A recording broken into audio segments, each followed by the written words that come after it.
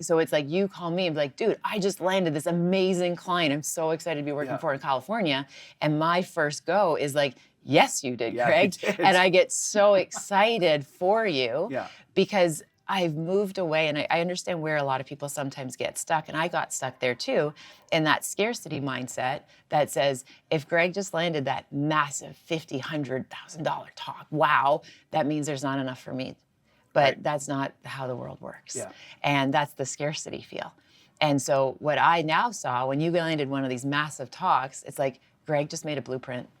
Greg has a blueprint, and something that I know about you, Greg's gonna share his blueprint with me, and we're gonna be able to like engineer this opportunity for expansion and growth.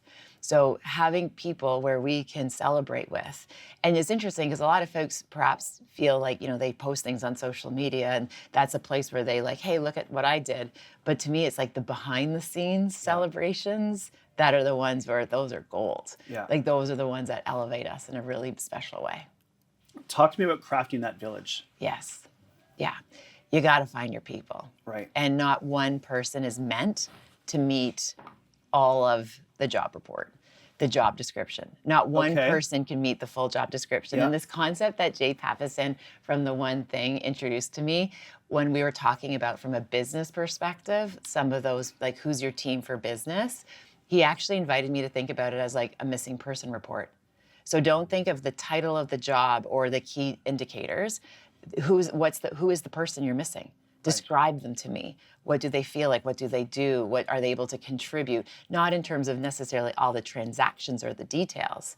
It's like, no. And I realized so the team I had built at that point, we have a lot of fun. We work hard, but we also tend to work in a very scattered way, perhaps, right? All my closest have just a little dash of ADHD, right? By design, right? Because that feels safe. And what I realized when I did that missing person report is like, I was missing an Ashley. Right. And the Ashley was that woman who I'd worked with in the past, who is like the planner, the organizer, the person who like keeps us all in these parameters. Right. So I wasn't necessarily missing a person with this job description. I was missing a person professionally who is able to like ring us all in a little bit, to be able to keep us on track.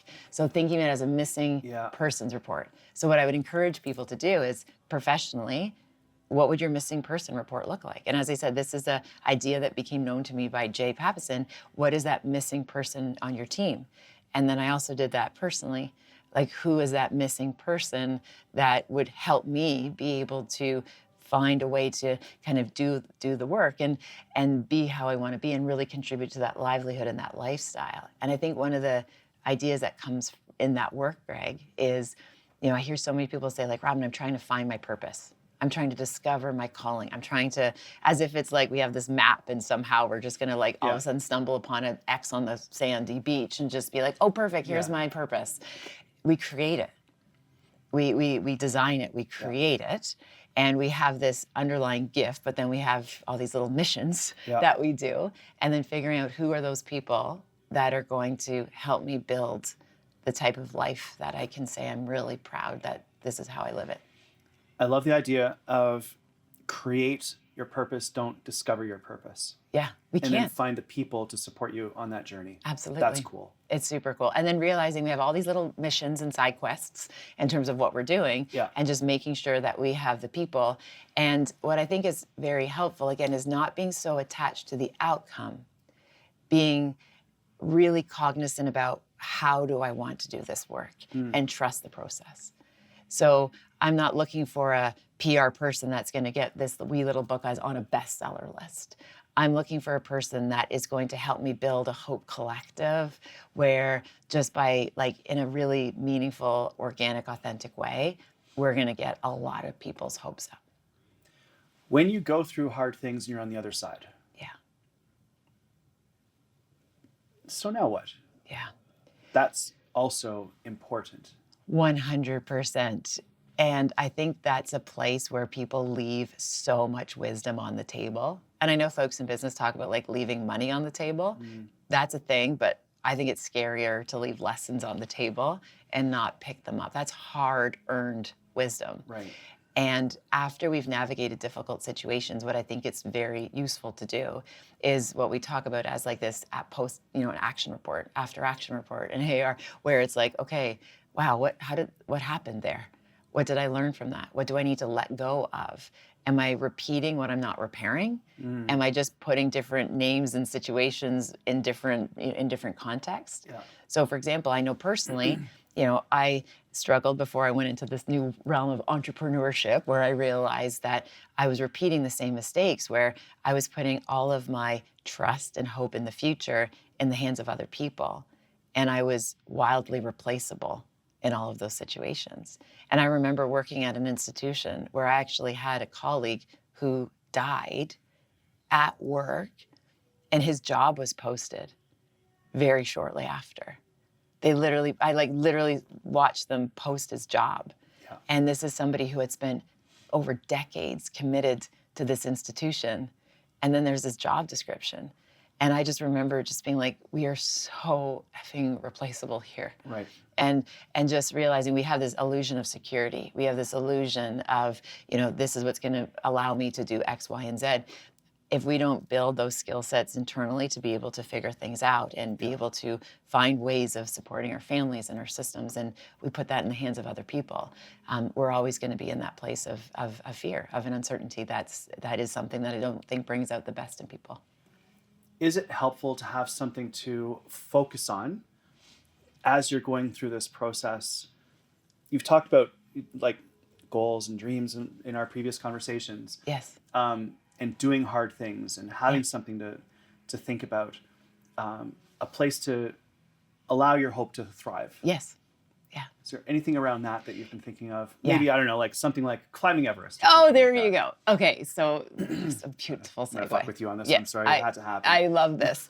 So one of the practices, because as you know, my kind of like my New Year's always starts September 1st. Like the school calendar to me sets New Year's more so than like January 1st. And in our culture, that's what we practice.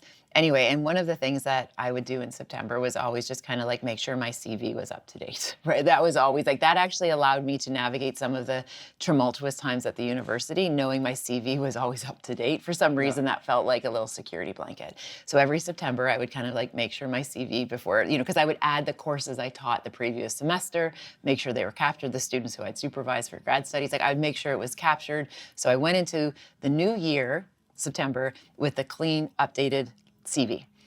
And one of the interesting reflections I noticed is I had all these credentials, these experiences, these publications, X, Y, Z.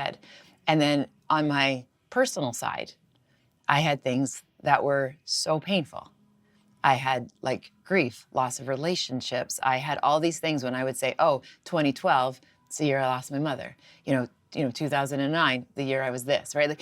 Like this is a diagnosis. Like I had all of these events, Greg, or experiences that were building on this life resume that I never signed up for.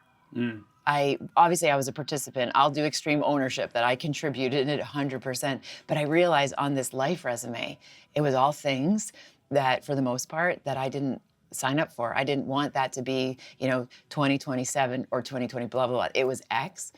And so I realized that life is inevitably going to put things on our life resume that we don't ask for. I never asked to be a single mom. I never asked to be a woman who doesn't have her mother.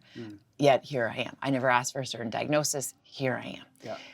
I decided in that moment I wanted to put things on my life resume, which are the hopes, the dreams, the wishes, each year, so I could have one thing on my life resume that I was like really proud of. Personally, and also obviously there were these professional ones as well. So I got really intentional about what that could be. And inspired by some of the readings and the writings by Jesse Itzler and my friend Kim, I started to think, what on a personal level can I put on my hope life resume for 2026? And having a conversation with Kim, and I had asked her if I could, hope with her on some ideas, and we did that. And then she said, "What are you hoping for?" And we kind of landed on this idea. She's like, "You need a summit." And I told her I want to climb a mountain. And she's like, "You need a summit." Yes. And I was like, "Okay." And she's like, "Everest." And I'm like, "Sis, where did you pick up Everest in any of this?" Yeah. And she said, no, there's an amazing program. It's co-owned by Jesse Itzler. It's called 29029, and you summit the distance of Everest, the elevation of Everest, but you do it in other places. So she said, August 2026, Whistler. You love Whistler. It's your hometown. No, as in when you're from Canada, they just assume it's all our hometowns, right? Where it's like, that's Canada, that's yours, right? So Mike? 100%. Mike from Canada? Of course. Yeah, I do. Actually, my dad's name's Mike. Cool. So this idea that we're going to go do 29029 in Whistler. So we are going to goal together. And she said, "I will be with you for every step of the training. I will be with you for every step of that." And she's like, "I am already excited about what that's going to look like. You have 36 hours to summit Whistler 7 times to match Everest." And she's like, "And that's what we're going to put on your personal hope list." So when you said, is there a direction? Is there a view? Absolutely. But my invitation is for you to be the co-creator of what that's going to be, personally and professionally. And there's this amazing kind of concept in Japanese culture, which does talk about this really memorable thing we do every year. And again, having something we work towards. It's, again, the outcome, I don't know what it's going to look like. Right. But I trust, I know I can do hard things. I know I can persist, and I'll show up for it. But I'm not attached to a time. I'm not, other than getting it completed when you were supposed to. But again, what that journey looks like, I'm open to it. And I just know it's going to be so much easier, even though it's going to be so hard, because I'm not goaling alone.